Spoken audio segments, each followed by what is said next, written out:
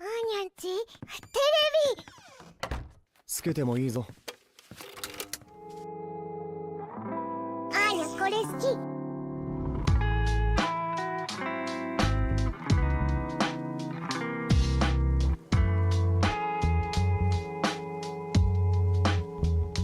Salut mes petits ananas, j'espère que vous allez bien. Aujourd'hui on se retrouve pour la vidéo news manga du mois de décembre 2025. Déjà la dernière vidéo de 2025, que le temps passe vite. On est le 28 au moment où cette vidéo sort. J'espère que vous avez passé un joyeux Noël, que vous passerez de joyeuses fêtes, que vous profitez de votre famille, de vos amis, de vous-même aussi si vous ne fêtez pas les fêtes de fin d'année pour X ou Y raison. J'espère que vous passez une bonne fin d'année en tout cas. Aujourd'hui, résumé de l'actualité anime manga, vous pouvez voir tous les épisodes dans une playlist. Aujourd'hui, pas mal d'informations très intéressantes, du coup je vais pas perdre plus de temps, puis on va commencer par les actualités animées.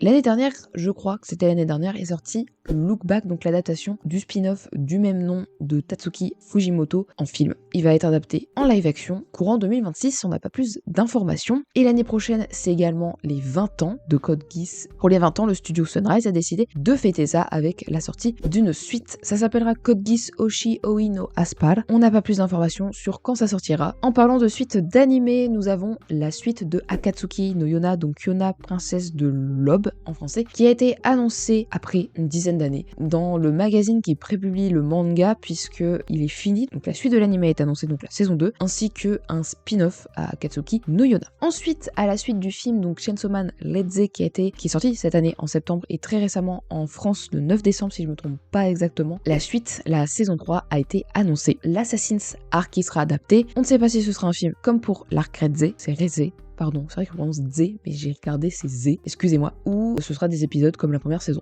On verra bien. Et ensuite, la saison 3 de Dan Dan Dan a été également annoncée pour 2027. Ensuite, on revient à 2026, puisque JoJo's Bizarre Adventure, la partie 7, donc Steel Ball Run, sortira donc en animé le 19 mars 2026 sur Netflix. Et petite précision, ce sera First Stage, ça signifie qu'il y aura plusieurs parties, pareil que Stone Ocean. Grâce à ADN, nous aurons la chance d'avoir 2 films au cinéma cette année, donc tout d'abord le 14 et 15 février 2026, nous aurons The Danger in My Heart The Movie, qui globalement récapitulera les 2 première saison de cet animé dans un format film tout simplement, et également Assassination Classroom The Time le 28 et 29 mars qui sera tout simplement, ça par contre c'est plus cool que The Danger in My Heart qui récapitule les 2 saisons qui sont déjà sorties, c'est tous les chapitres qui ont été mis dans l'animé. Salut, c'est la ananas du montage, je viens vers vous pour vous parler des annonces du Jump Festa de cette année. Tout d'abord, nous avons eu l'annonce d'un épisode spécial pour les 10 ans de l'animé My Hero Academia qui sortira le 2 mai. La saison 2 de Sakamoto Days a été officialisée, ainsi que la saison 3 également de Mashle. Kaiju numéro 8, le chapitre final de l'animé a été annoncé. La partie 3 de Dr. Stone Science Future sortira en avril 2026. Pour ce qui est de Black Clover, ce sera en 2026 son retour officiel de l'animé, donc la saison 2. Bleach Thousand Years Blood War partie 4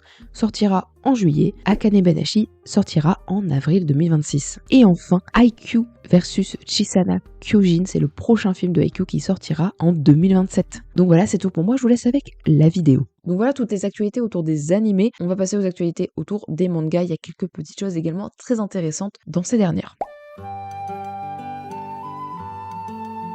En juin dernier, Yugo Kobayashi concluait son manga Aohashi. Il l'avait dit que du coup il y aurait d'ici le printemps 2026 une nouvelle œuvre de sa part, en plus de déjà Fermat Kitchen qui sort un chapitre par mois. Il y a Aohashi Brotherfoot qui était en pause et du coup il va le reprendre au printemps 2026, du coup dans le même magazine qui s'appelle le magazine Spirit de la Shogakukan. Et le manga qu'il avait prévu initialement prend un peu plus de temps à élaborer, donc commencera on sait pas trop quand. Ça sera dans le même magazine, donc Spirit. Le manga Please Save My Hearth de Saki Iwakari va ressortir en France donc chez Panini à partir du 28 janvier. Ils vont faire des doubles volumes, donc les 21 volumes vont être en 12 volumes au prix de 14,99 €. Ensuite, dernière information autour des mangas, l'année prochaine ce sera les 20 ans de Dreamland, le manga de Renaud Lemaire. Et donc pour l'occasion, Pika va lancer toute une campagne l'année prochaine autour des 20 ans de l'œuvre avec des événements, des goodies, des sorties de livres également. Bref, ça va commencer par un coffret, ça sortira le 21 janvier et en fait il est prévu pour accueillir les 9 premiers tomes, pas un coffret vendu avec les tomes.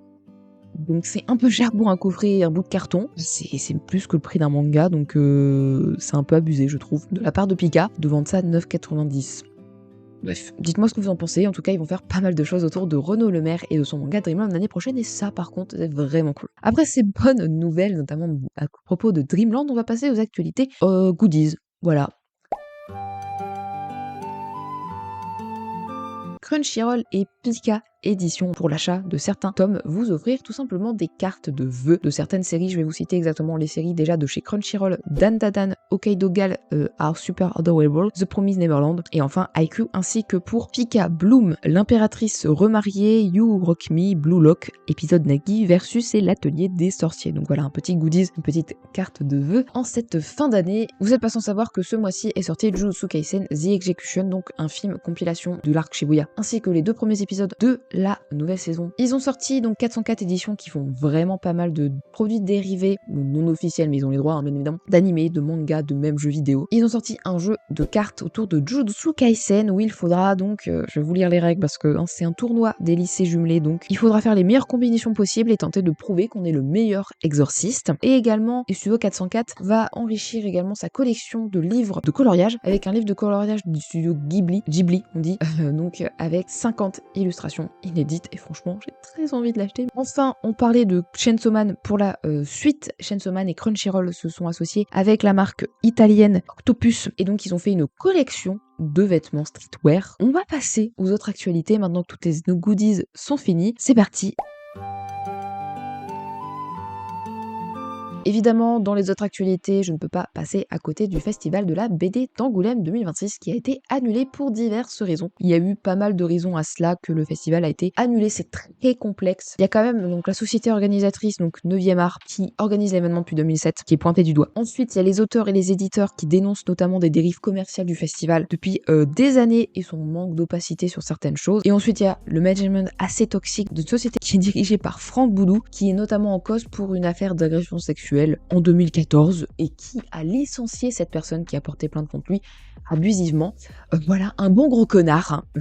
Ça par contre, vraiment, je peux pas accepter. Donc bref, on verra si le festival reviendra en 2027. En tout cas, il y aura des négociations certainement en 2026 pour refaire quand même ce festival qui était important, je pense, pour certains auteurs, notamment des petits auteurs, qui ça leur permettait d'avoir de la visibilité, parce que pour moi, un festival, ça permet ça aussi. L'ancienne poste de Versailles, qui est actuellement un sorte de musée, un sorte de centre d'exposition, va du 18 avril 2026 au 2 juillet 2026 faire une exposition inédite de l'atelier des sorciers. Ça profite un peu de la sortie de l'animé en avril. Pour faire cette exposition, il y aura des planches inédites avec des explications de l'autrice, exposition enrichissante pour en savoir plus sur le manga, mais aussi sur le métier de mangaka. Et enfin, information de la plus grande importance dont on ne s'attendait absolument pas. Je vous ai déjà parlé 2-3 fois de HarperCollins qui avait racheté Crunchyroll Manga France et Crunchyroll Manga allemand. On va parler de France bien évidemment. Crunchyroll Manga va redevenir casé. Qui s'attendait à ça?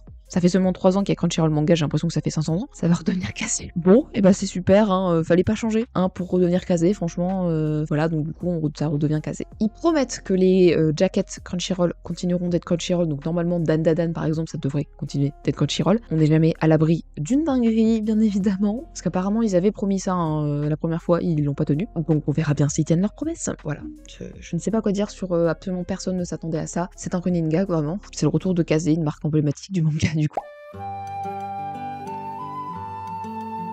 Hey, c'est la ananas du montage pour vous dire que j'ai tout simplement oublié la partie sur les animés qui sortent le mois prochain. Il y en a tellement peu souvent des parties que j'ai oublié ça. Bref, j'ai fait une vidéo complète sur les animés d'hiver 2026, mais je vais quand même vous parler de certains animés qui sortent, sachant qu'on a les dates depuis que la vidéo est sortie. Vous aurez à l'écran donc des images, mais moi je vais vous dire à voix haute. Nous avons en nouveau animé Ikokuniki, Darwin's Incident parmi eux, et nous avons en nouvelle saison Medalist saison 2 le 25 janvier, Frieren saison 2 le 16 janvier, Hell's Paradise saison 2 le 11 janvier, Jujutsu Kaisen saison 3 le 9 janvier, Oshinoko saison 3 le 14 janvier, Fire Force saison 3 partie 2 le 10 janvier, Fake le 3 janvier, MHA Vigilante saison 2 le 5 janvier, Golden Kamuy saison finale le 5 janvier, et enfin MF Ghost saison 2 le 4 janvier. Bref voilà, je vous laisse avec la fin de la vidéo. Donc voilà, c'était déjà la fin de cette vidéo, j'espère qu'elle vous aura plu, j'espère vraiment vous avoir partagé toutes les actualités autour des animés et des mangas de ce mois de décembre.